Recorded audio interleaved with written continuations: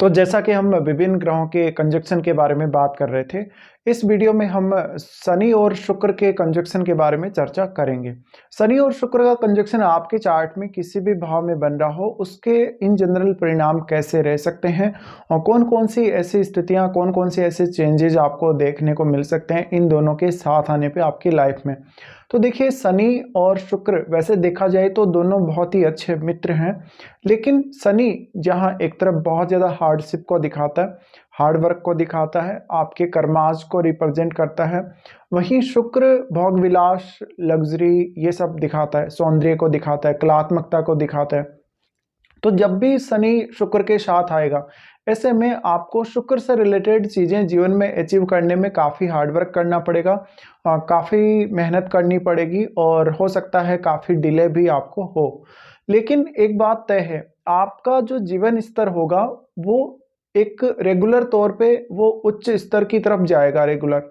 यानी आप बहुत ज़्यादा लग्ज़री लाइफ़ तो स्टार्टिंग में नहीं अचीव कर पाएँगे, या वो बहुत ज़्यादा हाई लेवल बहुत ही जल्दी अचीव नहीं कर पाएँगे। बट निश्चित रूप से ये बात तय है कि इन दोनों के साथ रहते हुए आप धीरे-धीरे बहुत अच्छी एक लाइफ़ स्टैंडर्ड की तरफ देखेंगे।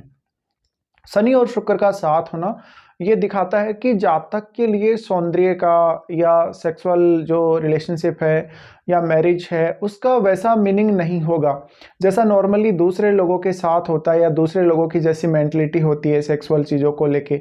बट जातक बहुत ही स्टेबल होगा, स्टेबल थिंकिंग वाला होगा। जब वो एक बार निर्णय ले लेगा तो निर्णय को बार बार बदलेगा नहीं।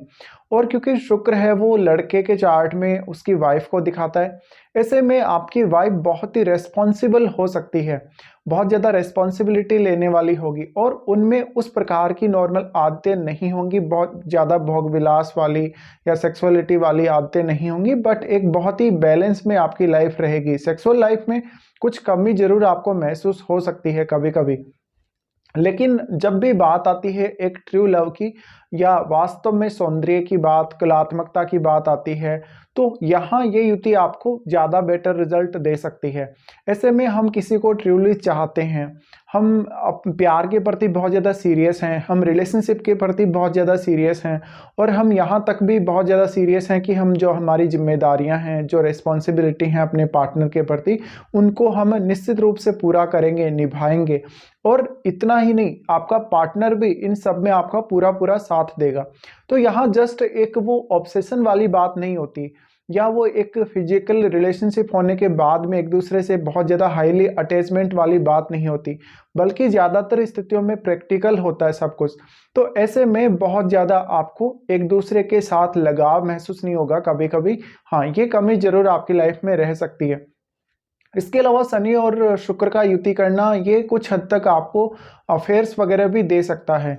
देखा जाए तो यहाँ पर जीवन साथी के साथ कभी-कभी मतभेद भी सामने आ सकता है। डिपेंड करता है कि आपका ये युति कौन सी राशि में बन रहा है। अब यहाँ शनि जितना ज़्यादा प्रबल होगा उतना ही ज़्यादा आपको शुक्र से रिलेटेड चीज़ें अचीव करने और उनको एंजॉय करने में बहुत ज़्यादा डिले होगा। ऐसे में आपको ज़्यादा फ्रस्ट्रेशन हो सकती है। आप एक रिलेशनशिप की तुलना में दूसरे रिलेशनशिप की तरफ भी ज़्यादा तेज़ी से जा सकते हैं। लेकिन अगर शुक्र मजबूत हुआ तो निश्चित ही आप बहुत अच्छी लाइफ जी पाएँगे। इसके अलावा दोनों में जो डिग्री वाइज़ डिफरेंस है वो कितना है, अगर शुक्र वक्री हो जाता है उस केस में शनि का प्रभाव निश्चित ही बढ़ जाएगा।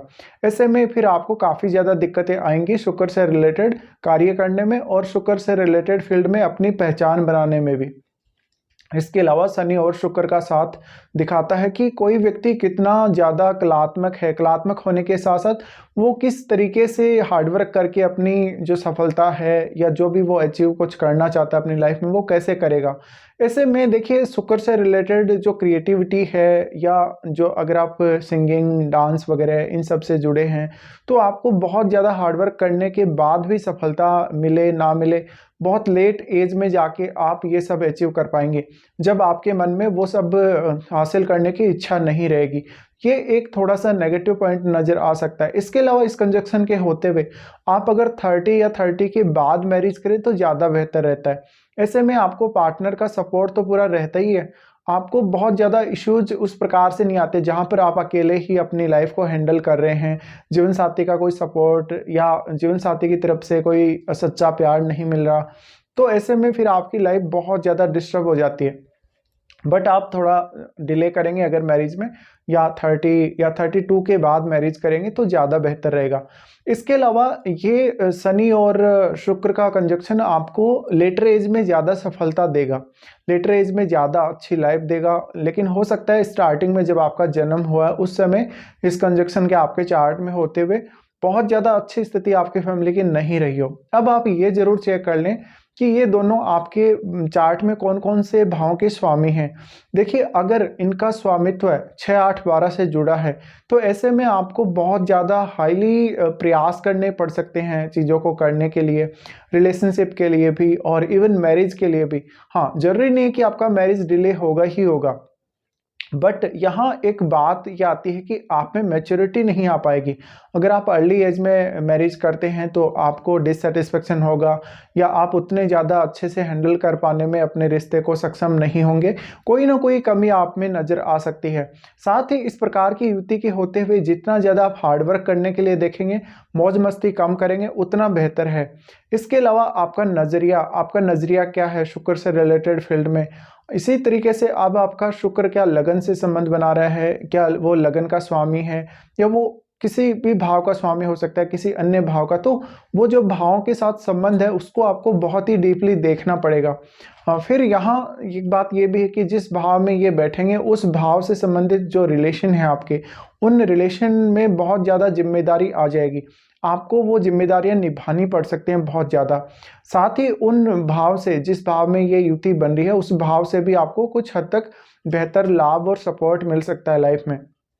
लेकिन देखिए, शनि और शुक्र का युति है तो लग्जरी हासिल करने, एक अच्छा घर, एक अच्छी गाड़ी हासिल करने के लिए आपको सेल्फ डिपेंड होना पड़ेगा। और ऐसा भी हो सकता है कि आपने खुद ही अपने प्रयासों से सब जीवन में किया हो, सब कुछ खुद के प्रयासों से ही अचीव किया हो, किसी का आपको सपोर्ट ना मिला हो, ये सब हो सकता है।